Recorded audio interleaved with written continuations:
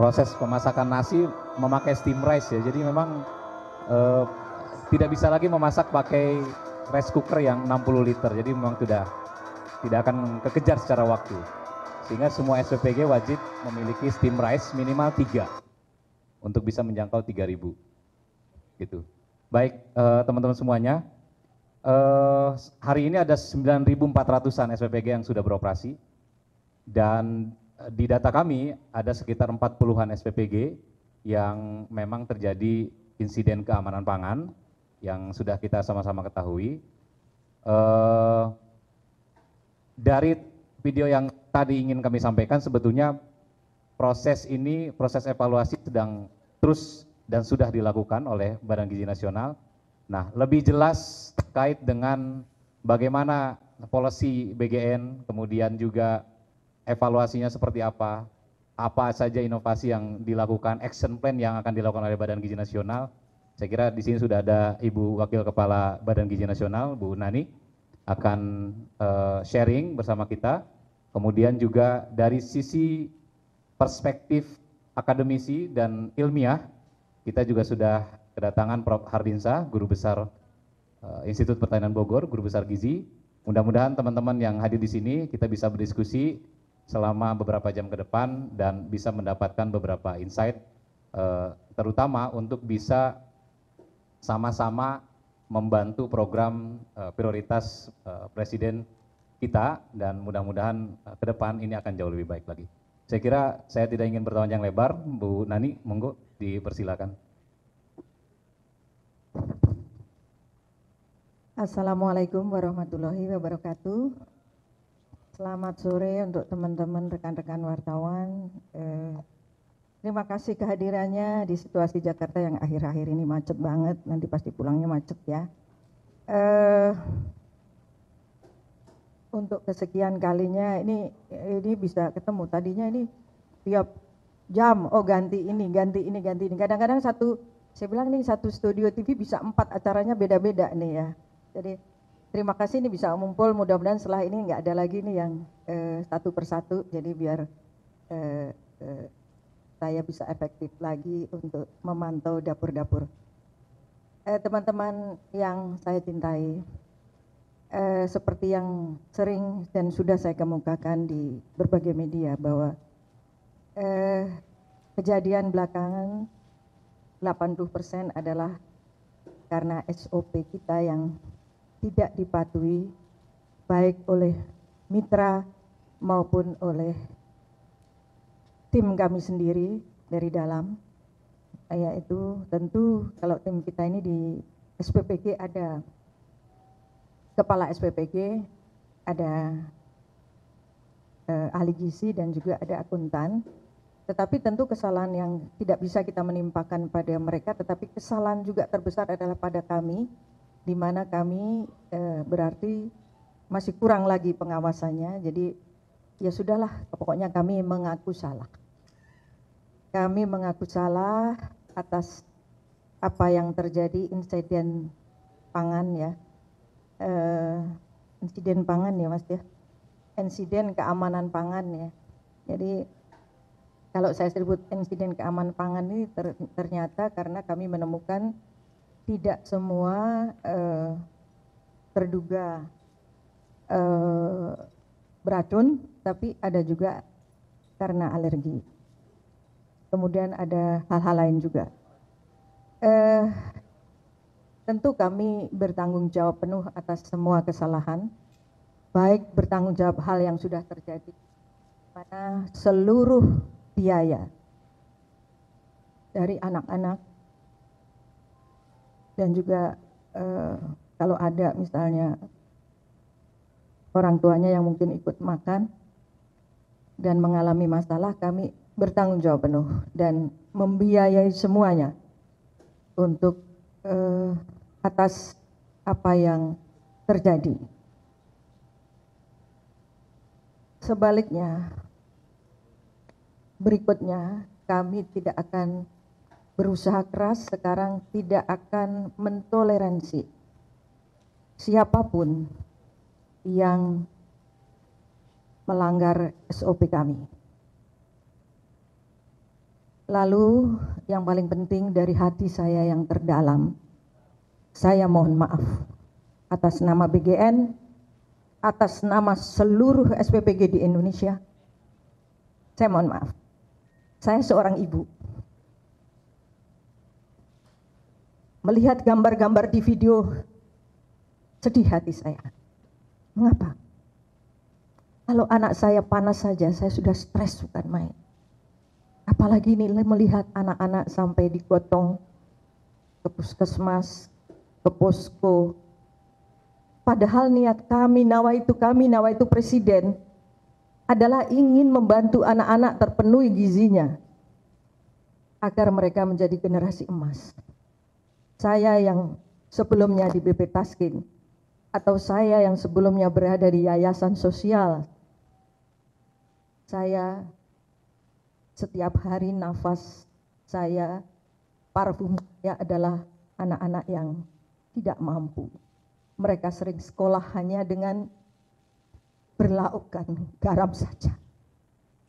Kami punya maksud agar anak-anak Indonesia mempunyai keadilan dalam pemenuhan gizi.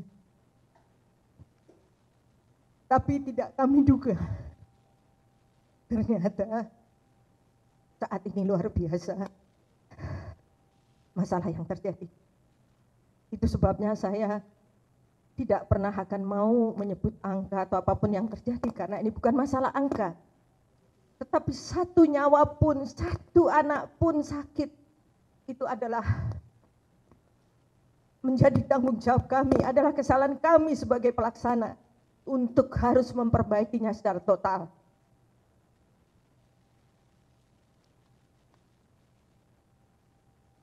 Jadi sekali lagi, pada anak-anak saya yang tercinta di seluruh Indonesia dan juga para orang tua,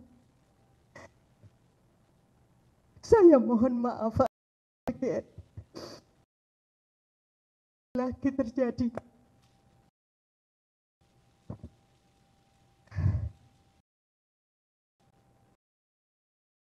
Jadi lagi, kami juga mohon dukungan kepada semua pihak. Untuk berikutnya saya mohon kepada masyarakat ikut mengawasi jalannya dapur MBG. Akan membuka 24 jam.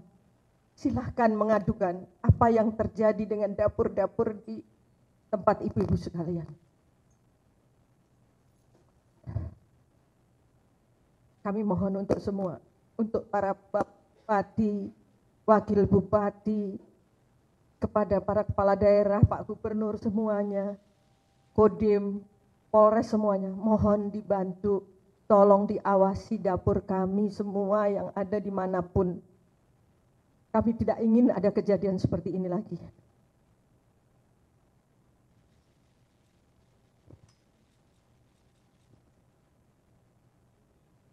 Dan terus terang kami terus maraton. Apa yang harus kami perbaiki?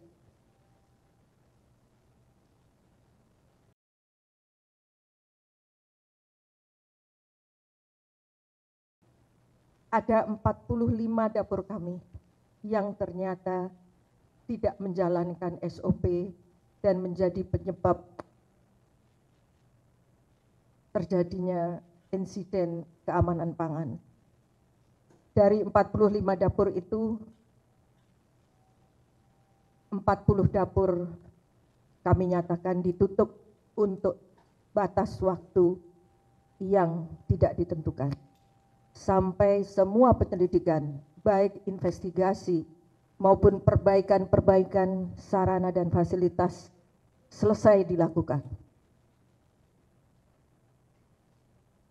Lalu tadi malam kami juga sudah keluarkan surat kepada para mitra untuk segera, bukan segera, kami memberikan batas waktu 1 bulan untuk melengkapi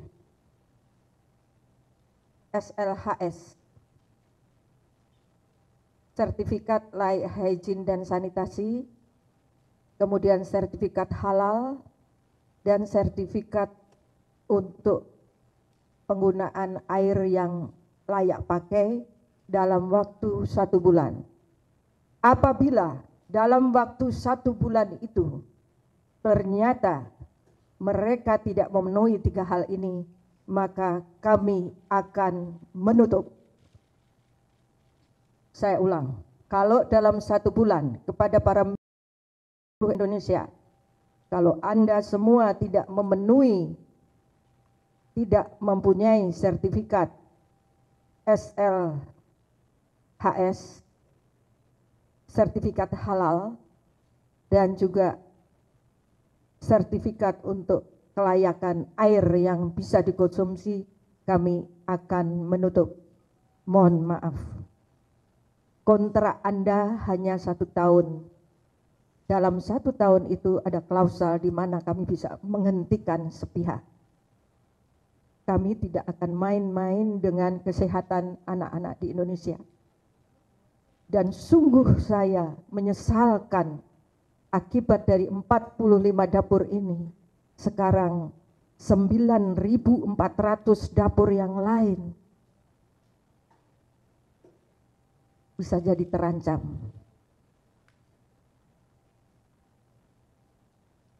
Kami juga membuat aturan lagi bahwa ketentuan semua dapur SPPG harus dipimpin oleh chef yang bersertifikasi.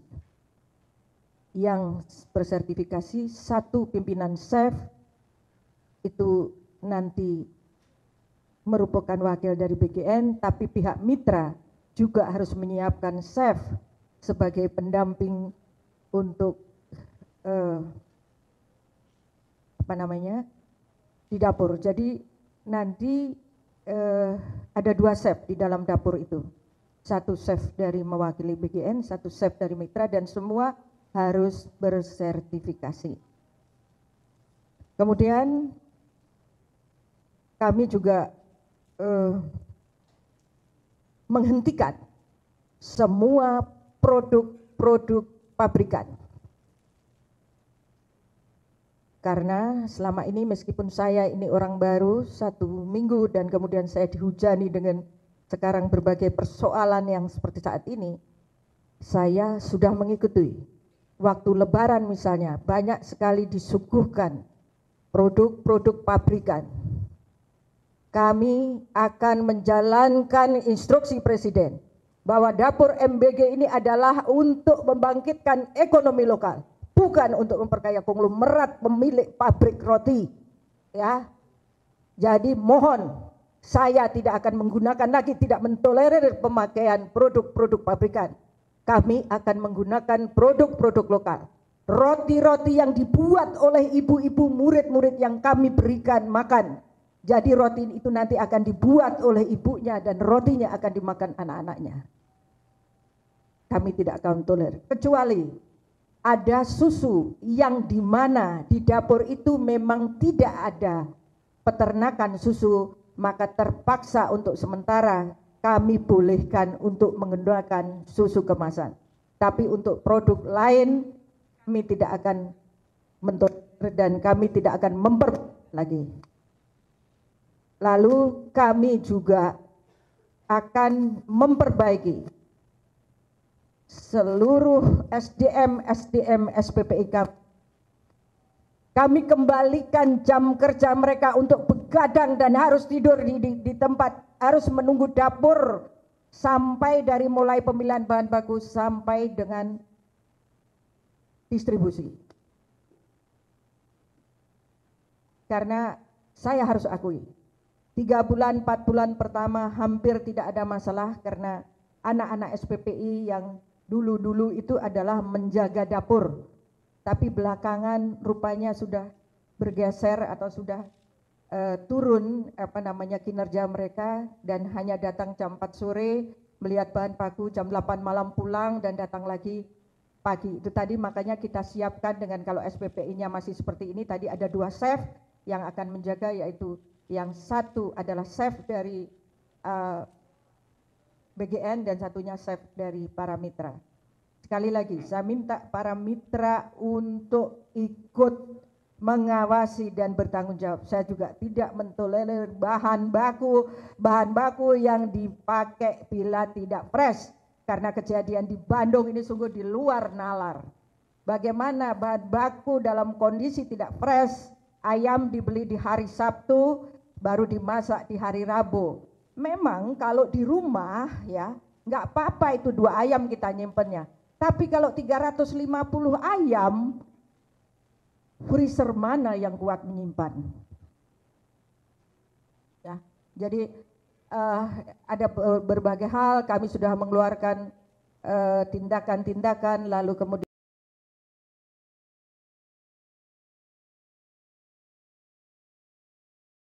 saking banyaknya surat-surat malam, jadi nanti tolong kalau misalnya ada yang terlewat bisa lihat. Di samping saya ada Profesor Herdin, mungkin nanti juga bisa menyampaikan. Profesor Herdin ini memang kan banyak, ini kok nggak ada pimpinannya ahli gizi ya. Mungkin saya mah bukan ahli gizi, saya cuma sarjana biologi tapi ngerti gizi dikit-dikit lah gitu. Tapi Profesor Herdin ini termasuk yang men-set up sebetulnya gizi MBG yang diproduksi oleh BGN. Monggo Prof. Sardi, silakan. Siap, Prof. Dari perspektif ilmiah mungkin ya, Prof ya. Beberapa case insiden keamanan pangan yang terjadi dari sisi ilmiah, kemudian dari sisi dia gejala ya, gejala yang ada yang kejang-kejang, ada yang mual dan lain sebagainya. Adin bisa memberikan insight kepada kami semua ya. Silakan, Prof. Ya, terima kasih Mas Dedi, terima kasih Kak Nani atas kesempatan yang diberikan dan sejawat semua ya dari berbagai media. Saya sungguh ikut menangis tadi, menghayati juga sebagai seorang bapak, jadi sebagai seorang ibu mendengarkan statement-statement dari Bu Dr. Nani tadi ya. Dan kita menyaksikan betapa pimpinan BGN serius untuk mengatasi permasalahan yang ada di masyarakat. Secara teori tentunya gangguan terkait dengan insiden keamanan pangan biasanya 4 penyebabnya. Tapi kalau dilihat khusus di MBG ini mayoritas sebenarnya 1, karena adanya cemaran bakteri ya. Dan itu juga tadi ada tabel hasil pemeriksaan dari lab kesehatan Jawa Barat ya, saya lihat.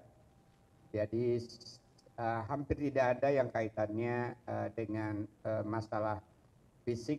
Fisik itu apa? Ya kalau kita beli makanan kadang-kadang kan pernah lihat ada rambut, pernah lihat ada staplers gitu ya, itu ternyata nggak ada.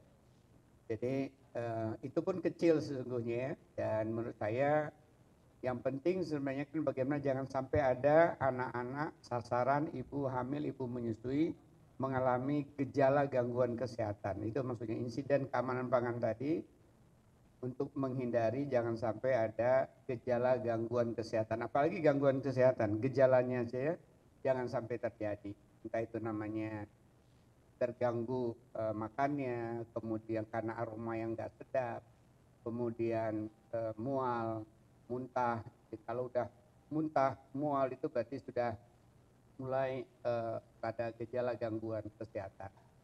Nah, saya lebih berpikir sebenarnya ke depan Mas Freddy ya. Bagaimana guru-guru juga kita ajak kalau untuk sekolah memahami hal-hal yang sifatnya early warning gitu ya. Dan kita juga berharap ada tanggung jawab kepala sekolah berkenan seperti halnya kepala SPPG, itu kan harus dicoba dulu sebelum didistribusikan ya, dimakan dulu.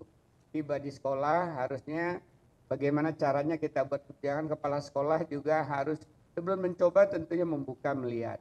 Kalau dilatih sebenarnya kita bisa melihat dari mata kepala apa gejala makanan tadi tampak tidak biasa gitu ya, dari kesegarannya, dari warnanya, apalagi kalau dicium ya dengan aromanya aroma basi, nah berarti nggak usah lagi dicoba oleh kepala sekolah kan kepala sekolah takutnya seakan-akan kok kami jadi kelinci percobaan. Enggak, itu sebenarnya SOP ya. SOP yang benar itu memang demikian. Nah, saya dengar kan juga ada kepala sekolah yang keberatan melakukan itu. Jadi itu barangkali perlu kita atur lebih lanjut juga dengan sistem reward system dan sanksi supaya titik kritis di dua tempat ini tadi. Begitu tadi guru kepala mencium aroma tak sedap, langsung koordinasi bagaimana caranya itu enggak didistribusikan. Saya kira prevention ke depan. Begitu juga kalau misalnya nanti yang ke ibu hamil, ibu menyusui, kalau melibatkan kader mendistribusikan, kader pertama yang akan mendistribusikan itu mencicipi. Sebelum mencicipi sebenarnya melihat menggunakan indera mata, menggunakan aroma penciumannya untuk upaya preventif. Nah, barangkali ke depan juga bisa bagaimana kita memperkuat sistem pemantauan dan memperkuat sistem pengawasan. Tadi Bu Nadia mengarahkan ke sana, dan apakah memungkinkan ke depan di setiap satuan pelayanan makan bergizi yang waktu itu kita belum pikirkan di panduan, ada pengawas terdiri dari unsur sekolah, unsur masyarakat, unsur dari pemerintah, sehingga paling tidak mereka sekali sebulan ya itu ada meeting untuk mendiskusikan apa yang terjadi sebelumnya, apa ke depan. Tiap minggu mereka bisa bergiliran juga ya sebagai pihak yang lebih independen. Satu lagi perwakilan masyarakat maksudnya perwakilan orang tua ya. Jadi mungkin ini tentunya kita berharap ini kegiatan pemberdayaan masyarakat, bukan berharap nanti digaji lagi oleh pemerintah ya. Kenapa? Karena itu kan untuk dan dari masyarakat ya. Sehingga kalau ada itu ditambahkan nanti itu juga bagian dari solusi. Itu aja. Mas Baik, Freddy. terima kasih Prof. Teman-teman yang hadir di sini mungkin bisa kita langsung berdiskusi saja ya. Bisa acungkan tangan mungkin yang ingin berdiskusi kemudian dan sebagainya. Ya diawali yang di kursi dulu ya. Silakan dari MNC. Bisa dibantu mic-nya tambahan? Ya, Mic Assalamualaikum. tambahan. Silakan Mbak. Perkenalkan nama saya Amrina, Pak, Bu, dan Prof dari iNews. Saya ingin bertanya menyoroti berkaitan dengan tadi Ibu Nani sempat menyampaikan bahwa untuk selanjutnya agar menjaga kualitas dari bahan makanan, ini jam kerja dari pegawai tadi disampaikan akan dikembalikan seperti awal tadi ya.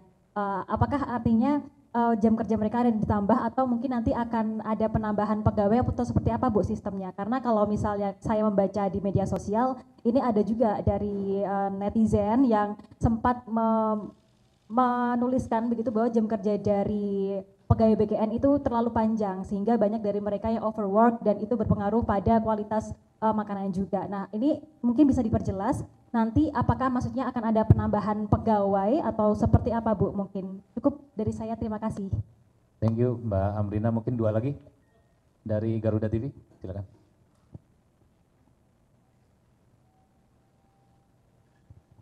Ya, selamat sore Ibu Bapak, saya Edo dari Garuda TV.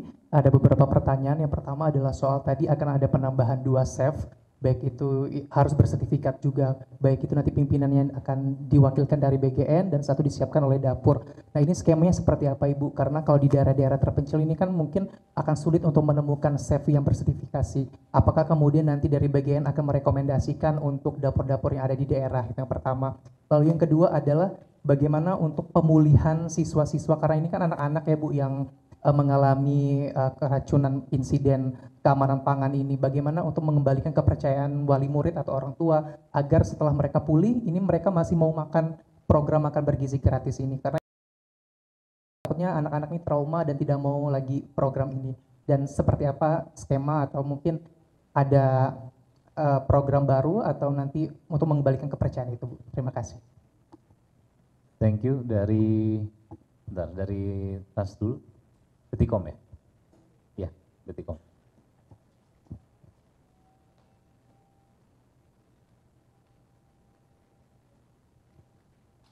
Ya, selamat sore. Saya Amarza dari Detikom.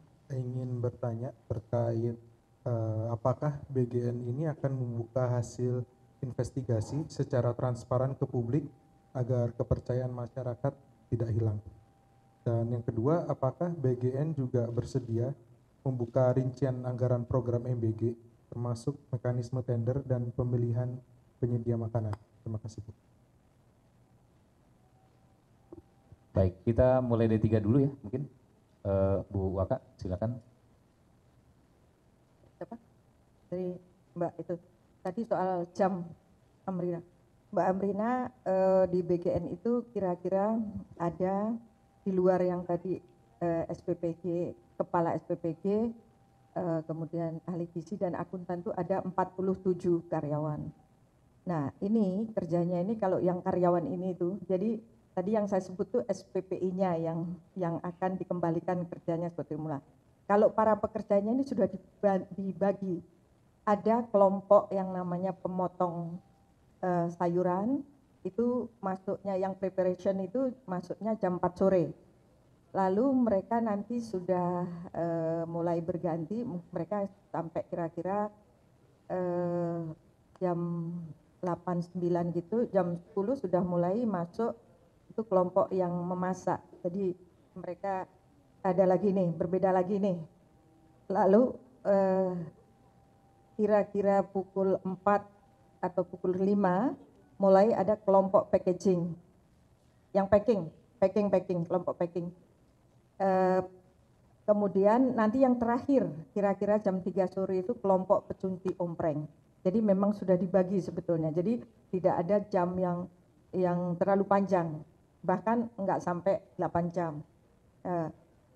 Yang saya maksudkan diubah tadi SPPI. Dulu SPPI ini diwajibkan adalah untuk memantau. Jadi mereka ini memang begadang, jadi kayak wartawan gitu kerjanya ya kan, yang lebih dari wartawan malahan Mas Lan. Soalnya harus begadang malam, mungkin yang TV ya malam ya. Atau yang kalau zaman dulu media cetak ya, sampai harus naik cetak dulu baru boleh pulang. Nah ini nanti yang SPPI ini kalau dulu itu mereka jam 4 datang melihat kondisi bahan baku, jam 8 pulang, pas mulai masak sekitar jam 12, jam 1 datang lagi, sampai distribusi berangkat. Lalu mereka baru istirahat sekitar, kalau sudah selesai semua istirahat, baru mereka mengerjakan administratif. Begitu. Nah, ini makanya keteledoran kami lah ya, ini yang saya harus tegakkan. Dulu kan saya sebagai orang luar, sekarang saya orang di dalam. Saya harus tegaskan lagi, harus dikembalikan jamnya seperti yang dulu. Supaya SPPI mengetahui kalau terjadi apa-apa. Karena begini, ada kejadian di Garut kalau tidak salah, adalah tiba-tiba gasnya habis. Jadi ketika masak di tengah-tengah gasnya habis itu juga bermasalah. Nah kalau kayak gini kan berarti ini SPPI-nya kurang siap nih. Karena harusnya ini sudah prepare. Karena kebutuhan gas sekian harus ada persiapan sekian. Nah kayaknya sekarang dilepas-lepas aja, yang nunggu ini hanya ahli gizi kadang-kadang sama akuntannya. Nah ini yang kita harus tegas kepada para SPPI, harus kembali jamnya seperti semula mengawasi. Itu Mbak. Ya.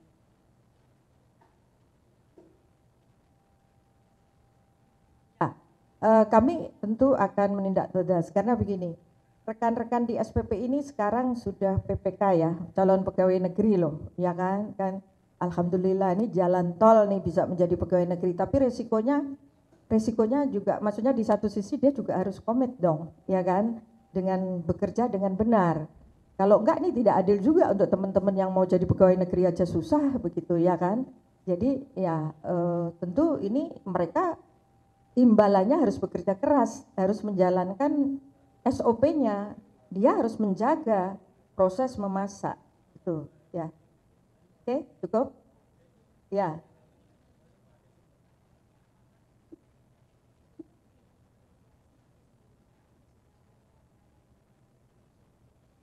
Sudah kami Zoom, sudah keras sekali. Sudah keras banget kita, banget dan yang sudah kejadian itu kan kita nonaktifkan.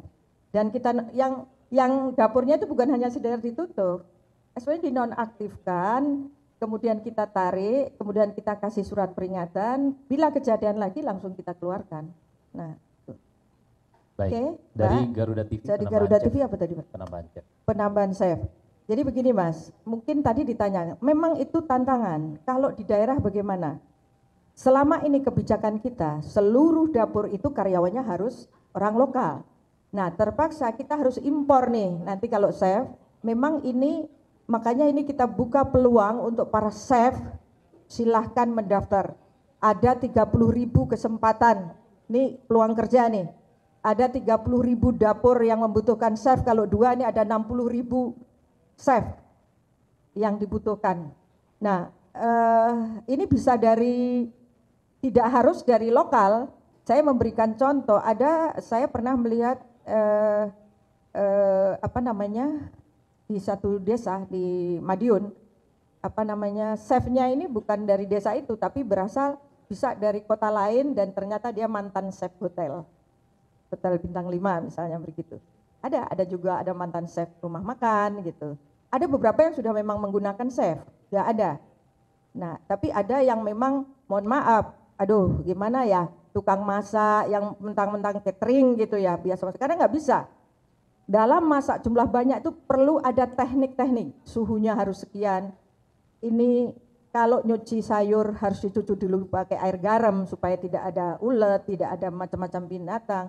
Lalu kalau memasak itu gorengnya harus suhunya sekian.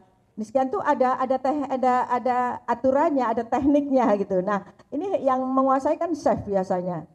Sehingga dia tahu ini makan ini nggak boleh benturan dengan makan ini, karena kalau makan ini benturan dengan ini akan menciptakan penyakit atau basinya akan cepat begitu, Mas.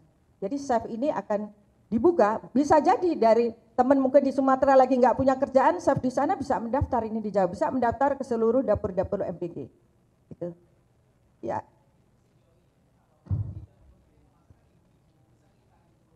Tidak. Ada yang sudah menggunakan chef. Nah, kalau ibu-ibu yang lokal itu namanya itu helper. Helper, kalau di dapur namanya helper.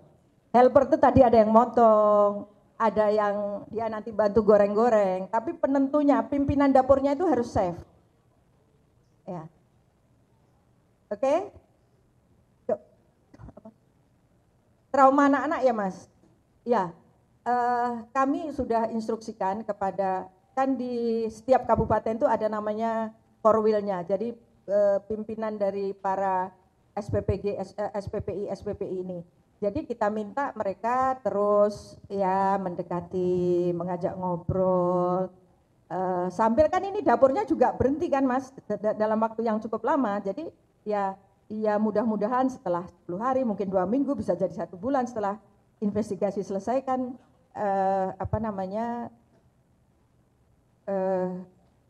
insya Allah. Dan kan pada prinsipnya anak-anak ini senang sekali dengan makanan. Makanya kalau kemarin kan, mohon maaf ada yang mengkritisi, masa ada spaghetti, masa ada burger diberikan, apa gizinya. Jadi itu, mohon maaf, itu enggak selalu. Jadi anak-anak SPPG ini punya kreativitas gini, ayo biar nggak bosan makan nasi, pokoknya 1 minggu tuh dibolehkan anak-anak boleh request nasi padang, boleh request, pokoknya apa yang di kepala mereka lah, yang belum pernah mereka makan itu akan dimasakkan. Tetapi mungkin yang terlihat ke-shoot selalu adalah selama ini spaghetti, burger gitu. Nah misalnya anak-anak yang di daerah-daerah terpencil kan susah dapat burger, nah mungkin dia nontonnya di TV atau nonton di YouTube ya, terus kemudian kan pengen makan apa, 1 minggu tuh boleh request 1 kali. Jadi anak-anak boleh request 1 kali supaya nggak bosen dengan makanan ini. Jadi itu tidak day to day kita berikan dengan seperti itu ya. Ke Mas Detik ya, Mas Detik. Mas siapa? Udah selesai kan? Mas Barza. Soal investigasi. Tadi barusan sebelum saya masuk sini saya teleponan dengan Kepala BIN, dan sekarang juga sudah turun dari Kapolri juga sudah bantu ya. Jadi kita memang di tim investigasi ini kita bentuk 2 Mas. Dari dalam ini ada deputi Tawas. Tawas itu pemantauan dan pengawasan. Nanti akan bekerja sama, di situ ada kepolisian, BIN, Dinkes, BPOM, dan juga Pemda setempat itu untuk mengadakan investigasi. tapi kami juga membuat investigasi tersendiri, terdiri dari para ahli. Ini independen. Ada yang dari ahli kimia, kemudian ada yang dari farmasi, dan juga ada dari chef. Jadi ini kumpulan dari yang independen ini dari berbagai disiplin ilmu. Lalu pertanyaannya apakah dibuka? Ya nanti kalau yang tidak membahayakan keadaan negara ya kami buka. Ya kan ini menyangkut masyarakat. Misalnya apa? Kan tadi sudah saya buka. Kebanyakan karena salah SOP. Tapi kalau yang politis-politis kan nggak usah dibuka, nanti jadi ribut ya Mas ya. Oke. Ya Mas Detik ya. Gitu. Terus yang kedua apa Mas tadi tanyanya? Vendor. Apakah terbuka? Pupung di sini saya mau jelaskan. Jadi uang pertama biar ini konstruksinya. Uang ini dari Departemen Keuangan yang program MBG ini disalurkan melalui KPPN. KPPN ini juga di bagian dari Departemen Keuangan. Langsung masuk ke dapur SPPG. Di dapur SPPG nanti masuk ke rekening siapa? Ada virtual account, rekening bersama antara SPPG dengan mitra. Jadi ini kalau SPPG ngambil juga nggak bisa, mitra juga nggak bisa. Harus diambil berdua dan harus persetujuan berdua. Sebagai contoh, misalnya supplier tidak disetujui oleh SPPG, nggak bisa ngeluarin uang, nggak bisa bayar. Sebaliknya, kalau di satu sisi mitra nggak setuju, kan ada juga mungkin SPPI yang nakal bawa supplier gitu. Ya, saya nggak mau, ngapain tiba-tiba mesti ngambil stroberi jauh-jauh misalnya, begitu. Jadi ini sebetulnya kontrol dana pemerintah. Kemudian yang ini nggak pernah dicatat, di korupsi di ini, gini. Sebetulnya nggak bisa, karena apa? Misalnya ini kan uangnya 15.000. Nah ini kayaknya belum jarang nulis nih. 15.000 itu untuk apa saja? Dalam satu MBG ini 15.000. 15.000 itu terdiri dari 2.000 itu untuk namanya sewa usaha. Sewa usaha itu sewa apa saja Mas? Sewa gedung, sewa tanah, sewa peralatan, sewa ompreng, dan sewa-sewa lain. Nah ini yang masuk ke mitra, tapi dalam bentuk sewa. Tapi jangan lupa, itu Pak Andi Arief kan nulis itu keuntungan, kan bukan keuntungan, kan mitra ini investasi. Investasi kalau 1 miliar yang 4 luasnya kira-kira dapurnya 400 meter itu kira-kira sampai peralatan itu 3 sampai 4 miliar. Jadi Anda hitung dia akan kembali dalam berapa tahun. Kalau MBG-nya sedikit, bisa jadi dia 5 tahun belum balik loh Mas uangnya. Ya, Nah, jadi kadang-kadang orang kan memang melihat ini jadi demikian seksi karena dilihat itu dikira keuntungan. Hingga akhirnya itu dari mulai mungkin yang bawah sampai yang atas itu berebut kan. Nah, tapi sebetulnya ini uang tadi itu, uang sewa-sewa itu. Lalu apa yang 3.000? Yang 3.000 lagi itu adalah untuk bayar karyawan, membayar listrik, membayar internet, membayar gas, membayar BBM, membayar sewa mobil untuk transportasi dan lain. Pokoknya yang untuk operasional. Sedangkan 10.000 tadi, yang 10.000 itu semua untuk bahan baku. Kan ada orang paling itu dibelanjakan itu hanya 9.000, 7.000, 8.000, makanya menunya nggak bagus. Salah. Ini karena memang kebanyakan itu yang tadi, yang anak-anak baru ini karena takut belanja lebih, sehingga dia ngepasin. Misalnya di hari ini dia belanja 8.000, tapi nanti di hari Jumat atau Kamis ini bisa lebih. Karena makanya kalau belanja terus dikasih susu terus duitnya nggak cukup. Jadi dia akan dipaskan kira-kira hari Rebo 1 kali susu dengan hari Jumat 1 kali susu. Lalu kalau ada kelebihan duit kemana ini? Kan ada di rekening situ. Si yayasan nggak bisa ngambil, SPPG juga nggak bisa ngambil. Dan ini kan dikontrol dari Kementerian Keuangan. Kan ada audit dari BPKP juga. Jadi uang yang tersisa itu ada di rekening itu. Ya. Jadi tidak mungkin ini ya kalau uang yang MBG ini dikorupsi itu nggak mungkin, kecil lah sekian persen ya. Kalau terjadi itu ya mungkin kan bisa aja Bu tuh harganya di markup harga supplier. Jangan lupa SPPG ini semua punya dashboardnya. SPP ini punya dashboard harga. Harga wortel saat itu di kabupaten itu berapa? Nah, kalau dia ini belanjanya mitra ternyata lebih tinggi, dia nggak mau. Jangan dong, jangan 14.000. Kemarin kita lihat nih dashboardnya 12.000 kok gitu. Ya. Nah, ini jadi soal uang tadi sudah oke, transparan kan? Oke. Nah, soal vendor yang apa? Itu bukan vendor, jadi dia harus daftar sebagai apa namanya? Mitra itu, Ya. Mas. Oke. Dah, semua itu masih ada lagi? Baik, Mas di sini dulu ya. Ya.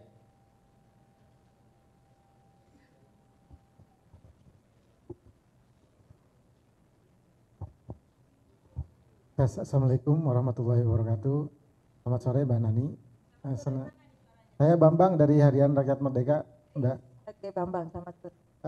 Pertama, sebelum ada dua pertanyaan yang ingin saya sampaikan, tapi sebelumnya saya senang sekali BGN menggelar konferensi pers ya, karena ingat saya mungkin ini yang pertama ya menanggapi, dan mau tidak mau ini kehadiran Mbak Nani ini sedikit banyak mengubah wajah BGN. Ya, ya karena ada kejadian yang beberapa waktu yang lalu itu emang sangat melekat di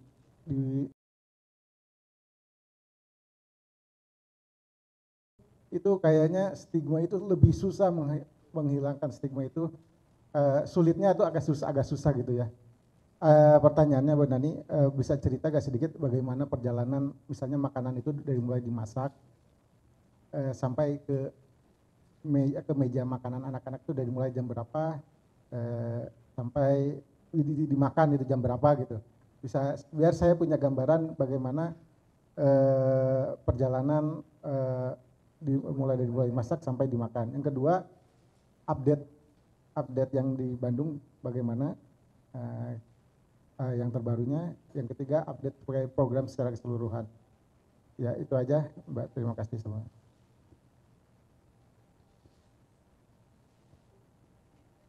Jadi saya jawab satu-satu biar nggak berulang jawab. Oke, Mas Rakyat Merdeka, pertama terima kasih untuk apresiasinya pada saya. Karena saya wartawan, kalau di sini tertutup-tutup ya saya tabrak aja. Saya nggak urusan, saya nggak punya kepentingan, saya juga nggak punya dapur. Ya, saya malah menjadwalkan setiap minggu harus ada jumpa pers. Dan itu sudah saya sampaikan dan sudah disetujui Pak Kepala Badan. Bahkan ketika kemarin ada isu-isu tidak boleh, enggak, saya bilang boleh. Ini masalah keracunan kok nggak boleh diberitakan? Apa gila bagaimana? Ini nyawa manusia ya. Nggak ada yang bisa boleh ditutup-tutupi. Silahkan, Anda harus yang pertama memberitakan kalau perlu. Karena dari kalian kami ini ngerti apa yang terjadi, kan kami kadang-kadang juga punya takut ya kalau mau lapor-lapor gitu, ya kan? Tapi kalau dengan wartawan gini kan tuh. Dan ini mohon maaf, udah 2 kali Mas, hari Senin lalu kami, jadi selama saya jadi wakil udah 2 kali jumpa pers nih ya. Dan insya Allah kita akan sering jumpa pers. Kemarin juga sudah kita ajak ke Cibubur di tempat verifikasi supaya untuk menjawab dapur fiktif lu ayo wawancara sendiri langsung sama itunya verifikatornya.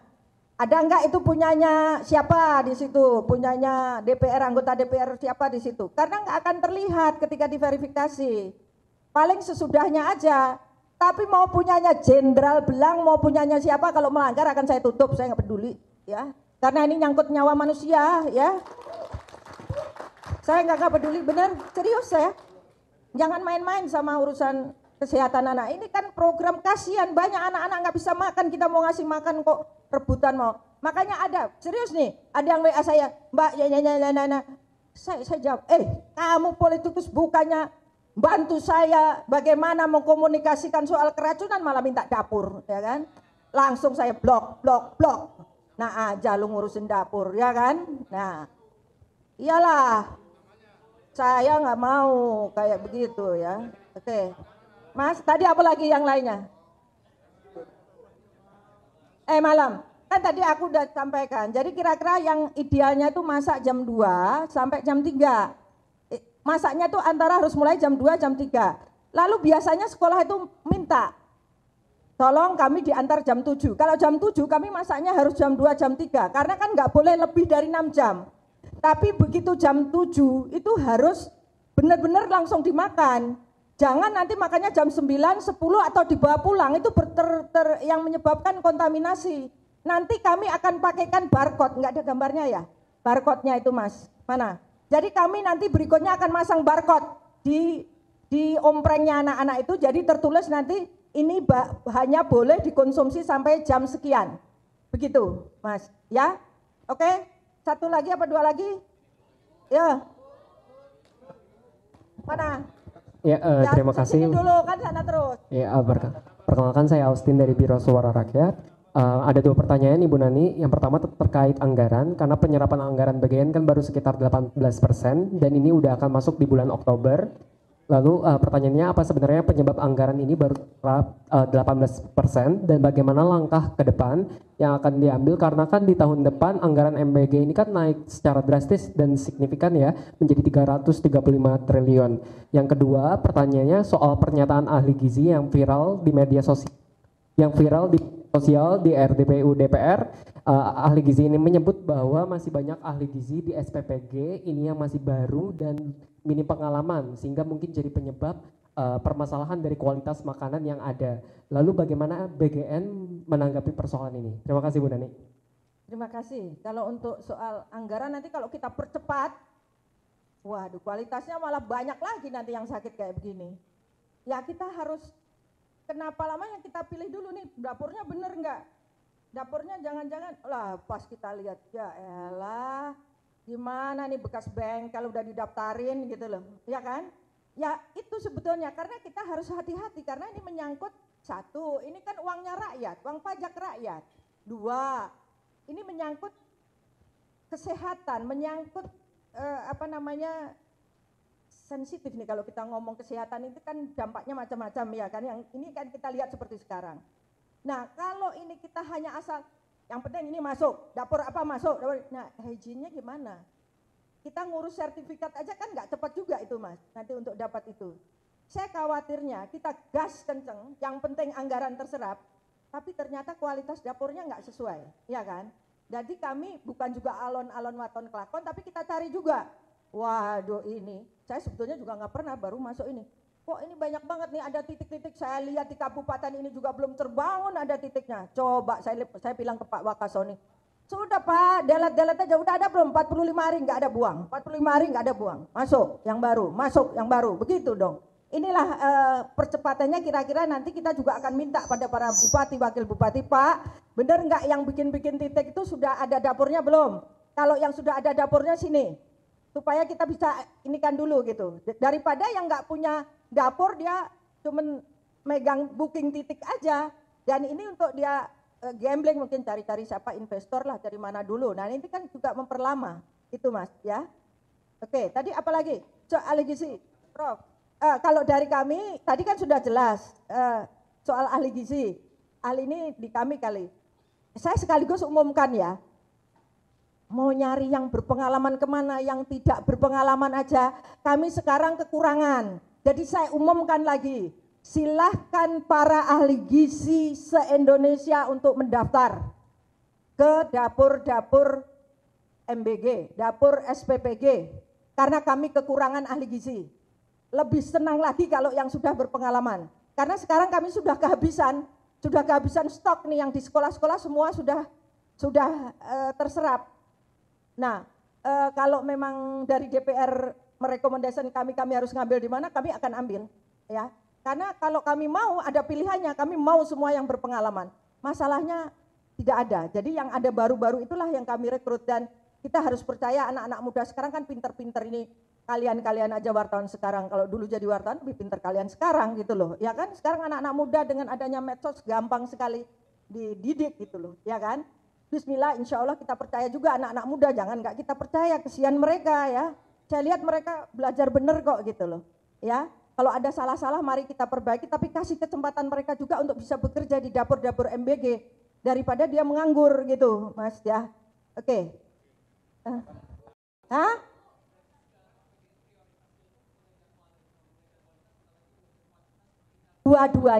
Dua-duanya. Tapi tentu kan kalau orang itu kan misalnya begini, kalau ini kan pilihannya saya kuantitas udah badbit aja gitu kan. Tapi nanti ini ya, tapi bagaimana sekarang apa yang menyebabkan lama? Yang menyebabkan lama ternyata kan sudah ada 100 verifikator, bisa kita tambah lagi nanti verifikatornya.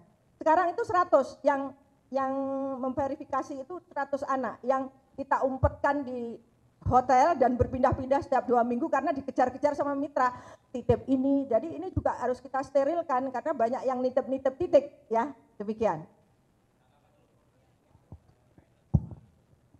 Ya, kebetulan saya diundang melatih para SPPI ya yang di Bandung maupun yang di Jakarta. Ada 3 angkatan. Angkatan pertama itu luar biasa, cream of the cream menurut saya ya. Angkatan pertama karena memang proses seleksinya. Kemudian angkatan kedua juga, angkatan ketiga ini kan semakin langka yang mendaftar ya.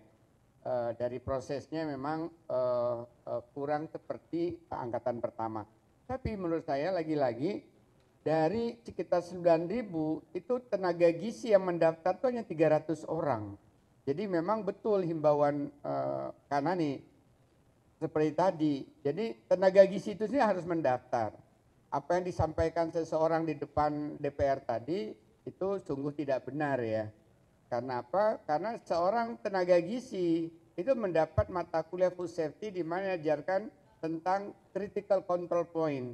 Titik-titik mana yang berbahaya yang harus diidentifikasi dan itu harus dihindari. Tapi kan tadi kita lihat insiden keamanan tadi itu terjadi oleh banyak faktor.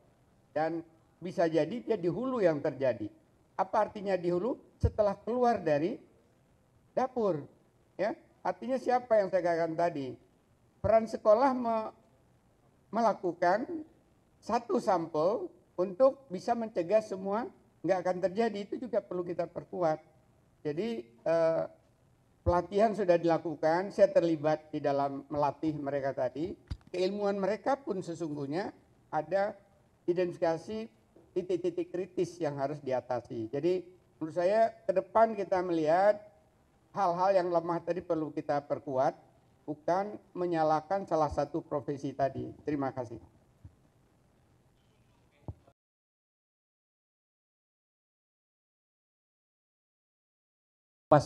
Kompas dulu. Habis Kompas nanti SCTV. MTek. Ya, habis itu berita 1. Iya, berita 1 deh.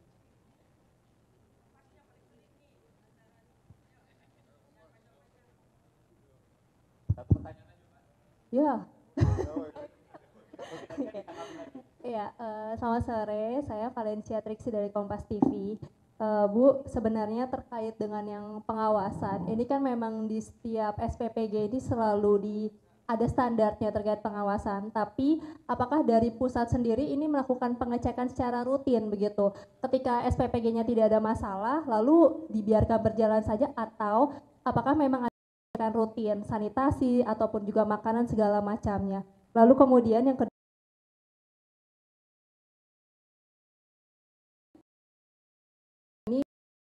ada SPM tidak menerapkan SOP keamanan pangan.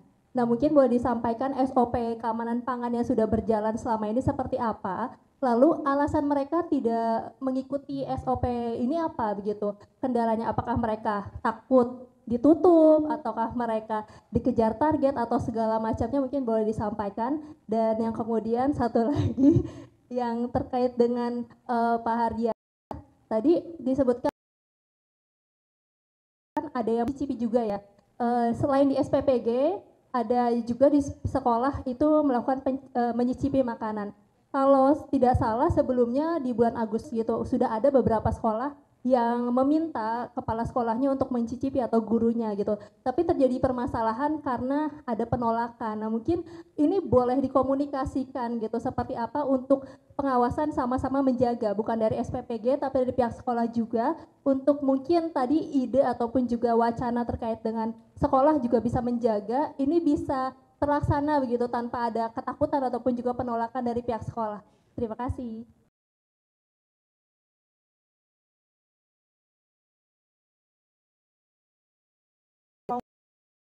Mau ngecek rutin ya.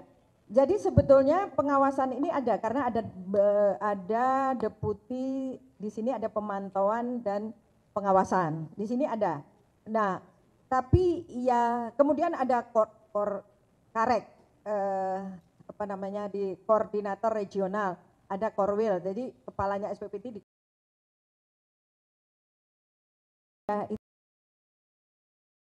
kita gedor lagi. Weh, ngapain kamu kok nggak lihat-lihat lagi gitu loh. Terus aku itu bukan keteledorannya, keteledoran kami lah. Kami tidak kenceng lagi nih. Harusnya itu misalnya harus keliling, misalnya 2 minggu sekali, yang paling nggak korwil-korwilnya. Hari ini aja ada SPPI di Kuningan. Saya bilang, Bu, ini ada wartawan tanya saya soal bau apa namanya, katanya ada murid yang dapat bau. Saya marahin, weh, kamu nggak cukup dengan telepon SPPG. Turun sekarang ke lapangan, cek itu penjualnya, gimana kondisinya. Habis itu kamu baru ke SPPG-nya, habis itu kamu ke tukang masaknya, baru kamu ngomong sama wartawan. Jangan kamu juga wartawannya telepon kamu juga nyari sumbernya juga telepon. Itu wartawan portal jadinya, ya kan. Itu deh carinya jadi pada telepon-telepon, ya kan. Oh, jadi tidak menjalankan SOP. Saya sih maunya pertama itu unsur malas ya aja. Jadi kalau masak di subuh itu, ini kan pertama SOP masaknya ini kan harus dimasak 1:30 sampai jam 2, ya kan? Nah ternyata malam atau jam 9 karena ngantuk kan dia pikir ya udahlah masak sekarang aja nanti udah ngantuk gitu loh. Ya kan? Tapi karena nggak ada awasi, mungkin SPPI-nya juga karena tadi saya bilang nggak ada di dapur. Yang mitranya juga nggak ngawasi, lah yang ini kan ya seenaknya saja jadinya nggak berdasarkan, kan aturannya SOP-nya kita ini Anda harus memasak pukul 2 malam, kalau itu disajikan pukul 7 pagi, gitu. Nah ini enggak kan, dimasak malam soalnya ngantuk tidur nanti gitu loh, kan kalau malam itu dia berarti harus terjaga kan sampai pagi, ini unsur satu aja kemalasan dan ya kami tentu teledor, nggak nyalain yang malas kan, mestinya kalau diawasi pasti takut. Dan sebetulnya kan begini, seluruh dapur itu ada CCTV. Nah sebetulnya kan sekarang pakai sudah teknologi tinggi, taruhlah si datang kan bisa dicek di CCTV itu, ya kan. Nah ini mungkin juga nggak dilakukan. Nah jadi kayak tadi depan saya mula, ini kesalahan kita ya. Jalan Allah, dan saya minta bantuan teman-teman, saya ditempatkan, ditugaskan di sini, ya saya akan apa namanya luruskan lagi, tegak luruskan lagi, ya kan aturannya ini. Ya tadi makanya saya nggak peduli kalau harus dipecat, ya kan mau apa lagi kamu nggak jalankan dengan benar kan. Ini bukan sekedar ngasih makan gratis, ini ngasih makan bergizi, ya begitu Mbak. Oke.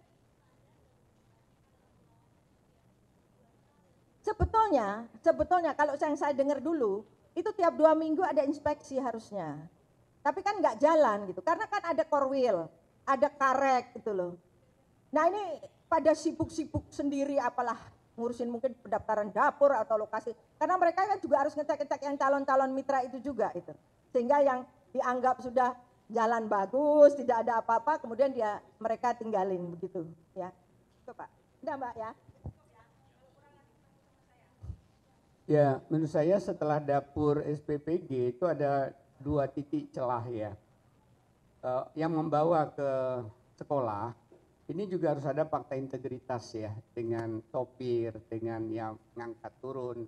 Jangan sampai ada orang yang nggak suka dengan kebijakan pemerintah ini, kemudian Pak Prabowo kemudian menitipkan makanan yang lain digantikan. Karena itu nanti dengan ada tadi apa? Barcode. Dengan barcode itu akan teratasi. Begitu juga tiba di sekolah, sekian lama tinggal di sekolah, di kelas. Nah sebenarnya ketika datang, itu kita juga tahu ada persaingan barangkali dengan kantin-kantin sekolah, ini juga harus diwaspadai. Kalau tanpa barcode tadi bisa juga ada sambungan tangan jahil ya, yang akan jadi semua potensi ya, ada kemungkinan intervensi orang yang nggak suka itu juga harus diwaspadai. Tapi alhamdulillah itu dengan barcode akan terselesaikan. Tadi fakta integritas terhadap kepala sekolah. Ya, kalau kepala sekolah mendukung program pemerintah, harusnya dia mau tanda tangan pategitas, mau mencicipi, atau dia bekerja sama dengan kepala UKS, guru UKS. Karena nggak selalu kepala sekolah hadir, karena dia harus rapat dan sebagainya. Dalam kondisi itu, guru UKS harus partai integritas, mensupport ini dengan cara apa dia mensupport program? Mencicipi sebelum dibagikan ke anak. Tidak mencicipi, membaui dulu ya, menggunakan indranya. Jadi memang selama ini guru ini kan nggak ada jatahnya. Jadi mungkin kalau saya mencicipi juga nanti ngambil jatahnya murid gitu. Nah, pada perpres yang baru nanti yang akan segera keluar itu ditambahkan bahwa guru dan juga relawan yang mengantar-ngantar itu ke ibu hamil itu akan memperoleh makanan gratis MBG. Jadi nanti guru juga boleh makan, lalu juga relawan yang ngantar ke ibu hamil dan anak-anak balita tadi juga ikut makan. Ya, Bu Waka, ada 2 pertanyaan lagi. Prof Hardin, terima kasih banyak atas waktunya. Prof Hardin lebih dulu karena harus terbang ke Pontianak ya. Terima kasih Prof Hardin. Baik, tadi SCTV dulu nih. SCTV.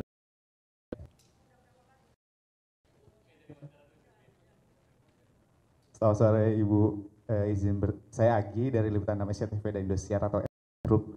Ada beberapa pertanyaan buat Ibu Bu yang ingin saya tanyakan. Yang pertama, kalau dilihat dari bagan yang BGN buat, itu kan kejadiannya kasusnya itu dari mulai Agustus juga udah sampai 1000-an lebih ya Bu ya. Bahkan yang sampai September sekarang ini udah mencapai peningkatannya hampir 2 kali lipat menjadi 2000 lebih. Pertanyaannya Bu, apakah memang pada saat Agustus yang kasus keracunan itu bisa mencapai 1988 kasus itu, BGN tidak berbenah Bu, mengapa aturannya tidak diperketat pada saat temuan kasus keracunan ini semakin meningkat Bu? Kenapa baru sekarang? Apakah selama ini BGN menganggap bahwa kasus keracunan ini adalah hal biasa yang tidak perlu adanya evaluasi ataupun perubahan regulasi yang diketatkan oleh BGN kepada mitra-mitra? Kemudian yang kedua, tadi Ibu sampaikan dari 45 dapur, ada 40 dapur yang ditutup oleh BGN. Ini gimana Bu nasibnya dengan sekolah ataupun anak-anak yang memang harusnya mendapatkan makan bergizi gratis, tetapi karena dapur itu sudah ditutup, karena melakukan kesalahan ataupun apapun itu, ini gimana untuk ke depannya? Apakah mereka untuk sementara tidak mendapatkan makan bergizi gratis, ataukah memang ada teknis lain yang nantinya akan dilakukan BGN kepada para siswa yang harusnya mendapatkan makan bergizi gratis? Dan yang terakhir, ini soal hotline Bu yang tadi Ibu sampaikan. Kemana para orang tua kah, warga sekitar kah, yang nantinya ingin menyampaikan laporan terhadap temuan-temuan yang memang mereka temukan di dapur yang terdekat mereka ataupun di sekolah-sekolah anak-anak mereka yang memang sebenarnya ada masalah ataupun seperti apa? Terima kasih Bu. Jawab berkait dengan data. Jadi begini Mas, ini yang harus Mas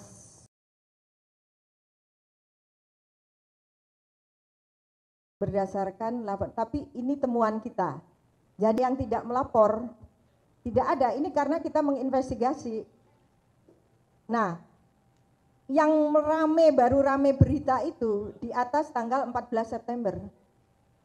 Jadi yang di bulan Agustus itu praktis kecil sekali, hampir nggak pernah ada yang lapor. Nah ini kita ketahui ketika kemarin Direktur Tawa ketika rame ini kemudian kita, oh di sana juga pernah ada Pak, di sana pernah ada Pak, di sana pernah ada Pak, begitu. Nah berarti mungkin bisa jadi yang di bulan Agustus itu mungkin ringan, mungkin mual atau apa kemudian langsung pulang bisa jadi. Tetapi yang sangat ramai berita itu baru di atas tanggal 14 September. Nah, yang kedua ya kan aku baru masuk juga Mas. Jadi sekarang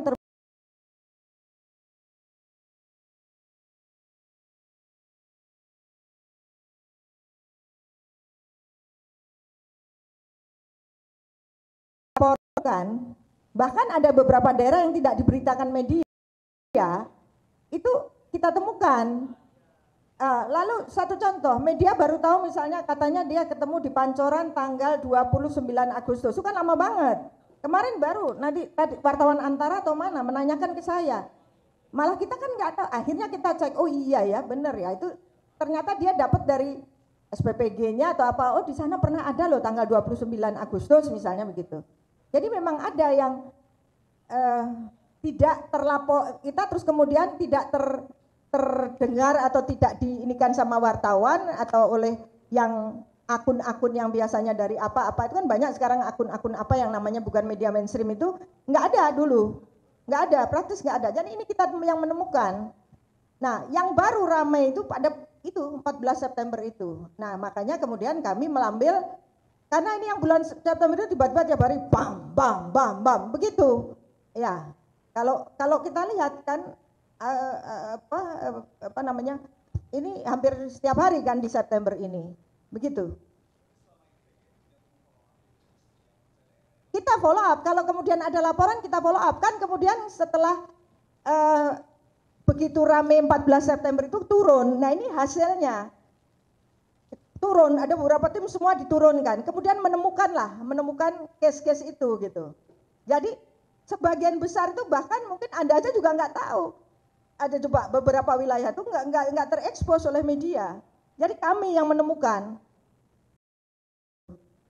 Nah, karena sekarang ini rame, berarti kan dulu kan mungkin ya saya belum masuk nih, kan saya baru 2 minggu ini masuk. Sekarang ya kita harus keras. Karena kan ini udah muncul sekarang di media. Nah, justru yang saya tanya kok dulu kenapa nggak muncul di medsos di mana-mana ya begitu.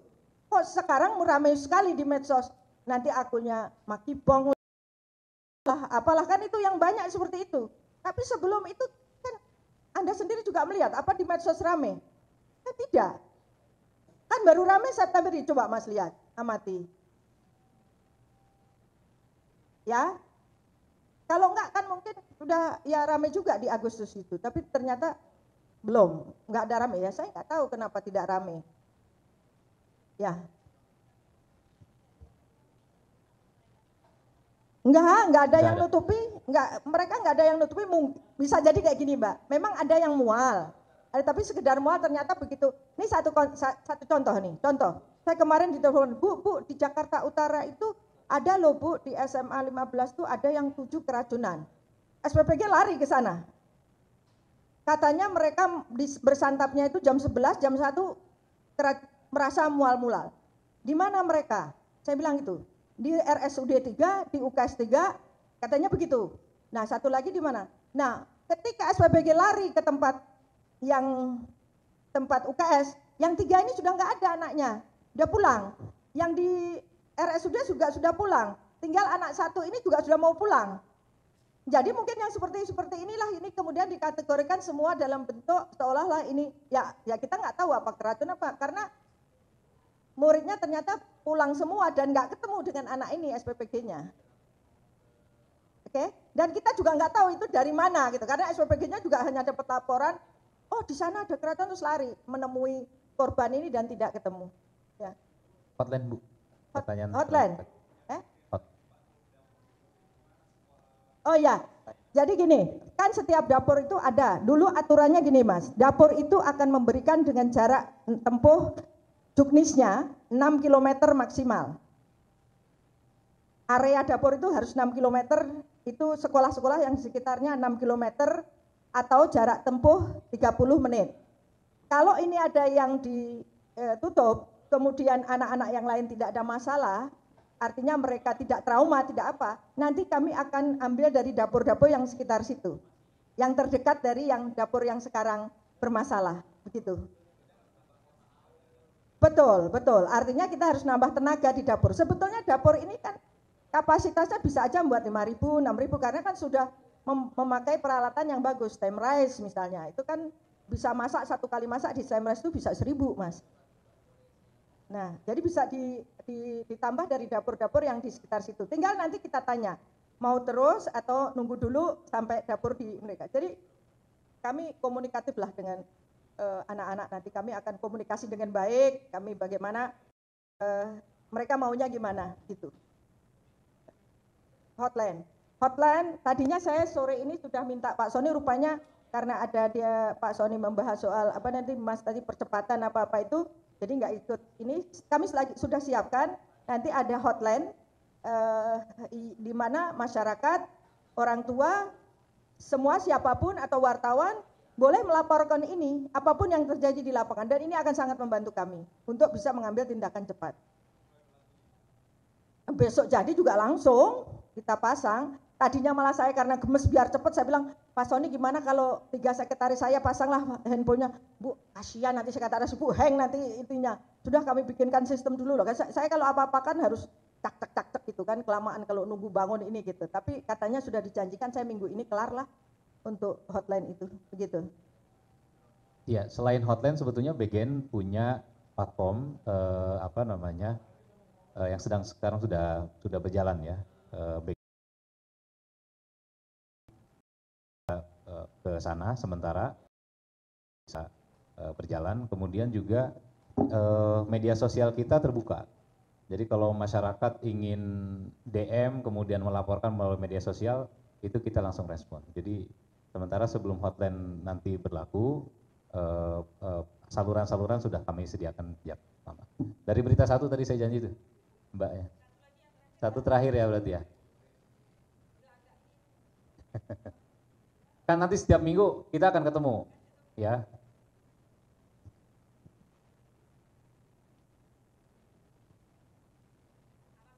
Terima kasih ya Pak, terima kasih Bu.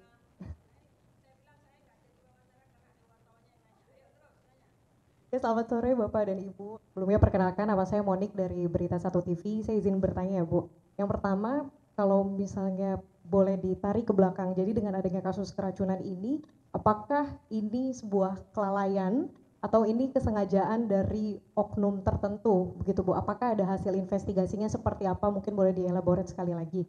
Kemudian yang kedua, tadi kan sempat disinggung bahwa tadi ada 40 SPPG yang ditutup, Bu, mungkin boleh dijelaskan ini lokasinya di mana saja. Kemudian yang terakhir, dengan adanya kasus keracunan ini, kira-kira bagaimana nanti Bu dari BGN sendiri akan menarik trust atau kepercayaan kepada masyarakat agar MBG ini tetap berjalan? Itu aja, terima kasih.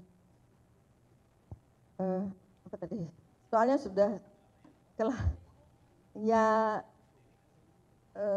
kalau saya sudah ngaku salah aja berarti kelalaian. Kalau kesengajaan saya nggak usah ngomongin lah, no comment, nanti jadi rame, ya kan? Sudahlah nanti aja, bisik-bisik tetangga aja, ya. Maksudnya nggak usah kita tuduh sana sini, kita ini pokoknya akibat kelalaian kami gitu aja, ya. Karena kalau lebih baik begitu kita cepat ngaku salah dan kita memperbaiki, saya rasa negara ini atau bangsa ini akan damai kalau dengan kita tidak menyalahkan pihak manapun. Lalu yang kedua soal 40 SPPG, datanya nanti kita share karena ada di Pak Sony, tapi yang jelas yang saya paling hafal, Banggai, kemudian Cipongkor, yang Cihampelas, kemudian ada di Sukabumi, ada di Mamuju, ada di mana lagi, pokoknya yang besar-besar itulah, yang itu sudah 40 kami tutup, kami nyatakan tutup, dan nanti kami, Bu, jangan-jangan ini nggak tutup, ya nggak mungkin nggak tutup, dia duitnya dari mana dia mau operasional, kita stop, nggak ada penyetoran lagi TVA-nya. Kan semua juga nggak ada orang negeri.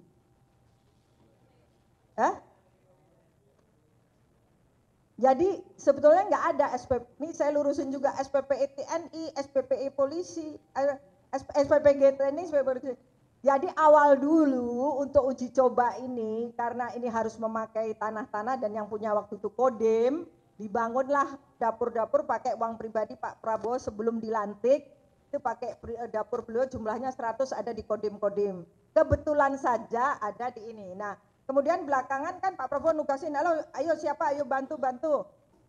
Kemudian polisi juga kepolisian ikut membantu, terus kemudian TNI kemarin juga ngomong Pak Panglima, gimana kalau mengoptimalkan dapur-dapur yang sudah ada biar cepat nih gitu.